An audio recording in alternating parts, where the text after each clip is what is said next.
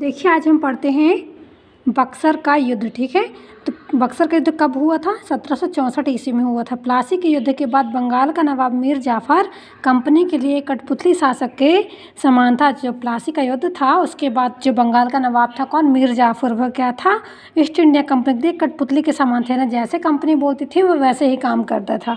ठीक है, नवाब का खजाना कंपनी और उसके कर्मचारियों को भेंट और रिश्वत देने में खाली हो गया था। जितना उसका खजाना था वो कंपनी की और उसके कर्मचारियों को भेंट और रिश्वत देने में खाली हो गया था। कंपनी की मांग में निरंतर वृद्धि होती और कंपनी की मांग में निरंतर बढ़ोतरी होती जा रही थी, वृद्धि होती जा रही थी। कंपनी और उसके दलाल किसानों और दस्तकारों को लूट रहे थे। जो कंपनी थी और उसके दलाल थे वो किसानों को और दस्तकारों को लूट रहे थे। कंपनी कम से कम मूल्य पर दस्तकारों को अपना सामान विक्रय करने के लिए विवश करती थी। जो कंपनी थी वो दस्तकारों को यानी व्यापारियों को अपना सामान कम से कम मूल्य में बेचने के लिए, खरीदने के लिए उन्हें विवश करती थी।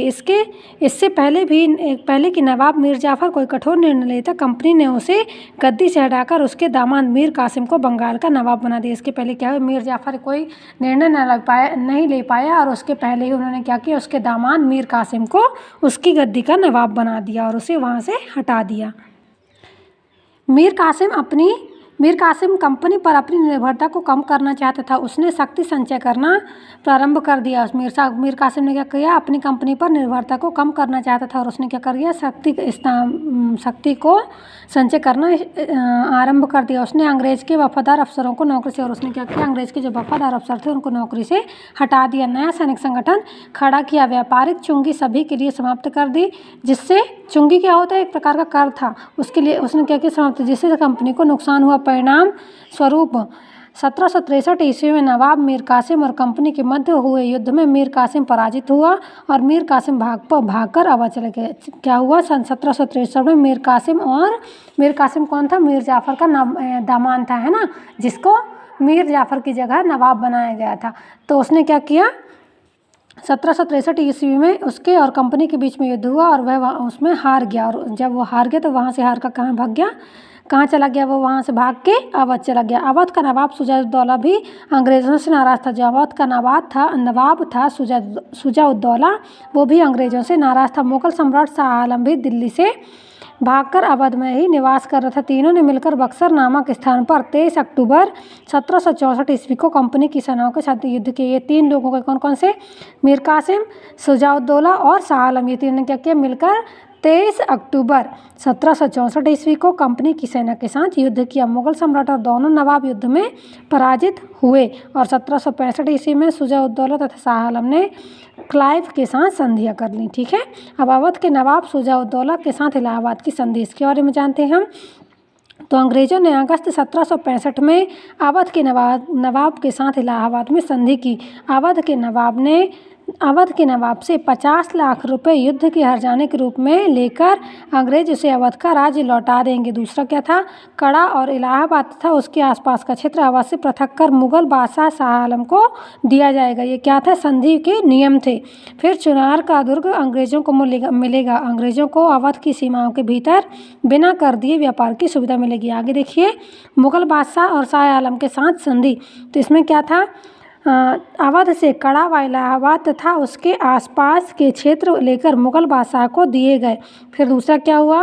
अंग्रेज़ों ने मुगल बादशाह को 26 लाख रुपए वार्षिक देना स्वीकार किया। इस सहायता के बदले मुगल बादशाह ने 12 अगस्त 1765 को एक फरमान द्वारा अंग्रेज़ों को बंगाल, बिहार और उड़ीसा की दीवानी का अधिकार दे दिया।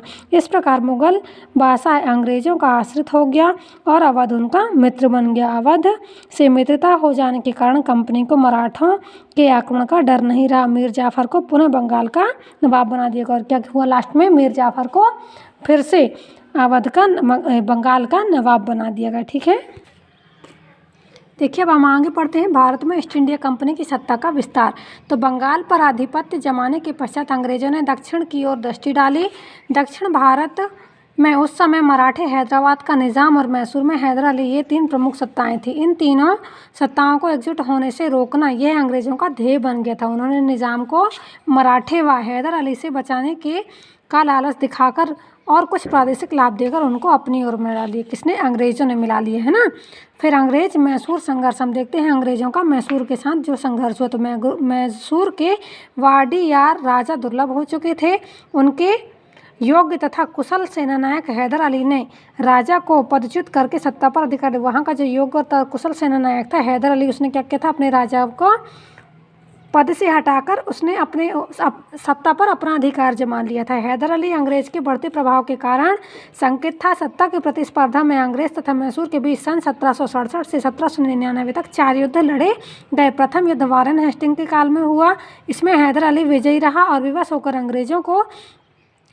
अंग्रेज़ों ने उससे संधि कर ली। क्या हुआ? जो ये प्रथम युद्ध हुआ वारेन हेस्टिंग्स के टाइम पर, उस टाइम पर हैदर अली की विजय हुई और अंग्रेज़ों ने क्या किया? उससे संधि कर ली। संधि की शर्तों के अनुसार अंग्रेज़ों ने हैदर अली को आश्वासन दिया कि वे मैसूर पर मराठों द्वारा आक्रमण किए जाने की स्थिति में सहायता देंगे। उस टाइम पे क्या किया? हैदर अली ने उनसे संधि करते समय शर्त मांगी कि यदि मैसूर के शासकों द्वारा हैदर अली पर कोई आक्रमण युद्ध किया जाता है तो उस युद्ध में अंग्रेज हैदर अली का साथ देंगे। ठीक है, जिसमें किंतु अंग्रेजों ने इस आश्वासन को नहीं निभाया। इस कारण दूसरा मैसूर युद्ध शुरू हो गया, जिसमें फ्रांसीसी कंपनी ने हैदर अली की सहायता की। इसी बीच हैदर अली की मृत्यु हो गई। उसके पुत्र टीपू सुल्तान ने युद्ध जारी रखा। अपनी स्थिति दुर्बल होती देख टीपू ने अंग्रेजों से संधि कर ली। टीपू अंग्रेजों का कट्टर विरोधी था। उनसे मुकाबला करने के लिए उसने अपनी सेना को यूरोपीय ढंग से प्रशिक्षित व सुसज्जित करने का प्रयास किया था। किसने? टीपू ने। टीपू के प्रयत्नों से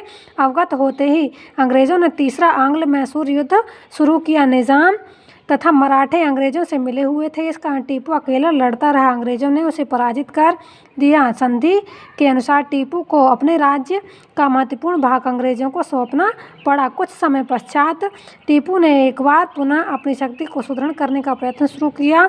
उसने अपने दूत अरब, काबुल, कुस्तुनतुनिया, फ्रांस व मॉरिशस भेजकर सहायता प्राप्त करने का प्रयास किया। उस समय कंपनी का गवर्नर जनरल लॉर्ड वेलेजली था। उस समय कंपनी का जो जनरल था वो कौन था? लॉर्ड वेलेजली था। अपनी विस्तारवादी नीति के अंतर्गत वेलेजली ने टीपू के विरुद्ध चौथा आंग्ल मैसूर युद्ध छेड़ दिया। अपनी राजधानी की रक्षा करते हुए टीपू वीरगति को प्राप्त हुआ और मैसूर पर अंग्रेजों का कब्जा हो गया। ठीक है, तो अब हम इसका जो अगला है अंग्रेज मराठा संघर्ष, इसको हम अगले वीडियो में पढ़ेंगे। जब तक आप इसे पढ़िए और समझिए।